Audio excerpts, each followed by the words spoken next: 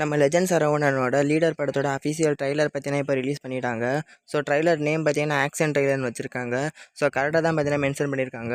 இந்த படத்தோட ட்ரைலரில் பார்க்கும்போது தெரிஞ்சிச்சு ஃபுல் அண்ட் ஃபுல் பார்த்தீங்கன்னா இந்த படத்தில் பார்த்தீங்கன்னா நிறைய ஆக்ஷன் அண்ட் வைலன்ஸஸ் தான் பார்த்தீங்கன்னா இருக்க போகுது.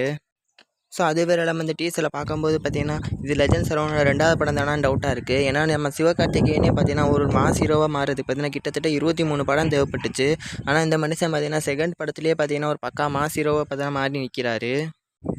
நெக்ஸ்ட் இவங்க இந்த ட்ரைலரில் காட்டின அந்த பிஜிஎம், ஸோ பிஜிஎம்மாக இருக்கட்டும், இல்லை அவங்க பண்ண அந்த எடிட்டிங் ஸ்டைலாக இருக்கட்டும், எல்லாமே பார்த்தீங்கன்னா நல்லாவே பார்த்தீங்கன்னா இம்ப்ரெஸ் பண்ணுச்சு.